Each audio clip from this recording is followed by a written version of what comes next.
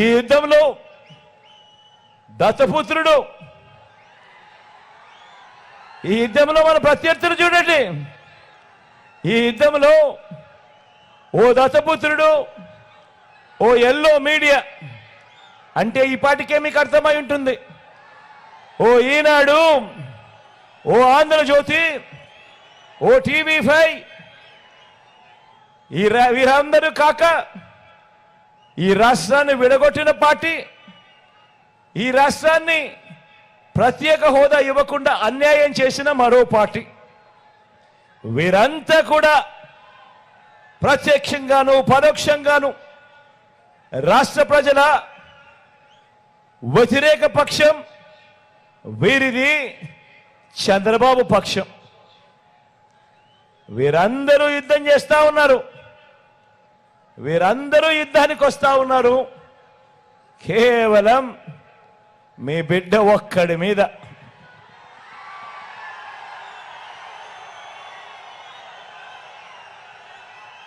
ఇన్ని జెండాలు ఏకమవుతా ఉన్నాయి, ఇన్ని పార్టీలు ఏకమవుతా ఉన్నాయి, కుతంత్రాలు కుట్రలు జరుగుతా ఉన్నాయి.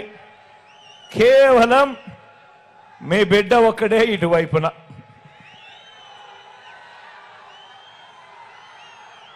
మరి మే 13న జరగబోయే ఎన్నికల సంగ్రామంలో మనందరి ప్రభుత్వానికి మద్దతు ఇవ్వడం ద్వారా, మే 13న జరగబోయే ఎన్నికల్లో మీ బిడ్డకు మీరు తోడుగా ఉండడంతో, మనందరి ప్రభుత్వానికి మద్దతు ఇవ్వడం ద్వారా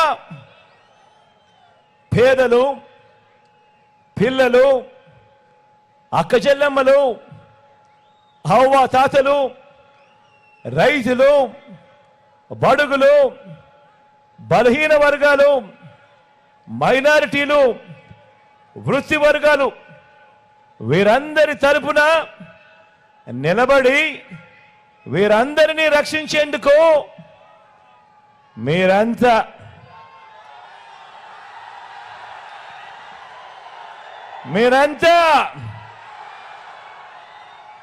సిద్ధమేనా అని అడుగుతా ఉన్నాను.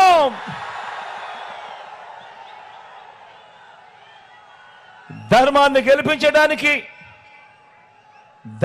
గెలిపించడానికి విలువలు, విశ్వసనీయతతో కూడిన రాజకీయాలు తేవడానికి మీరంతా కూడా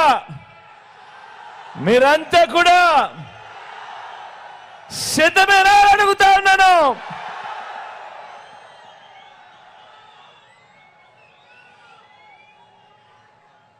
అవినీతి జీవుల్ని, పేదల వ్యతిరేకులను, పెత్తందారులను ఓడించేందుకు ఏకంగా 175కు 175 అసెంబ్లీ స్థానాలు, ఏకంగా 25 ఎంపీ స్థానాలకు 25 ఎంపీ స్థానాలు గెలిపించుకొని పేదల భవిష్యత్తుకు తోడుగా ఉంటూ డబుల్ సెంచరీ సర్కార్ను స్థాపించేందుకు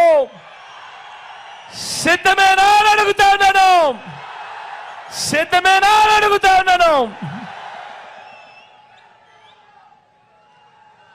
అందరూ ఆలోచన చేయమని అడుగుతా ఉన్నా.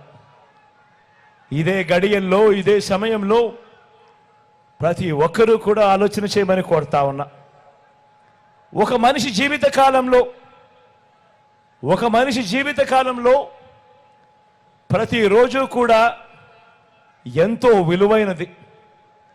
ఒక మనిషి జీవితకాలంలో ప్రతిరోజు విలువైనది. మరి అలాంటిది మీరు వేసే ఓటుకు అర్థమేమిటో తెలుసా? మరి అలాంటిది మీరు వేసే ఓటుకు అర్థము ఏకంగా 5 సంవత్సరాలు, ఏకంగా వచ్చే 5 సంవత్సరాలు అంటే 1825 రోజులు, ఏకంగా 5 సంవత్సరాలు మీ భవిష్యత్ వాళ్ళ చేతుల్లో పెట్టినట్టే అన్నది ప్రతి ఒక్కరూ ఆలోచన చేయండి. ఏకంగా మీ ఓటు ద్వారా వచ్చే 5 సంవత్సరాలు అధికారం ఇవ్వటము అని మనకు జరిగే మంచికి కానీ మన ఇళ్లలో మనకు జరిగే చెడుకు కానీ చేసే అధికారము మన ఓటు ద్వారా వాళ్లకు ఇవ్వటమే అన్నది ప్రతి ఒక్కరూ ఆలోచన చేయమని అడుగుతా ఉన్నా. కాబట్టి వచ్చే 5 ఏళ్లలో మన ఇంటి అభివృద్ధిని, మన ఇంటి సంక్షేమాన్ని, మన పిల్లల భవిష్యత్తుని, మన ఆదాయాన్ని, ప్రభుత్వం మనకు అందించే సహాయాన్ని, ఎవరి వల్ల మంచి జరుగుతుంది, ఎవరి వల్ల చెడు జరుగుతుంది అన్నది దృష్టిలో పెట్టుకొని మీ కుటుంబం అంతా కూడా కూర్చొని ఆలోచన చేయమని అడుగుతా ఉన్నా. మీ ఇంట్లో మీ అవ్వ తాతలతో మాట్లాడండి, మీ ఇంట్లో మీ ఆడపడుచులతో అక్క చెల్లెమ్మలతో మాట్లాడండి, మీ ఇంటి ఇల్లాలితో మాట్లాడండి. చిన్నపిల్లలని వదిలేయకుండా పిల్లలతో కూడా మాట్లాడండి, అభిప్రాయం తెలుసుకోండి.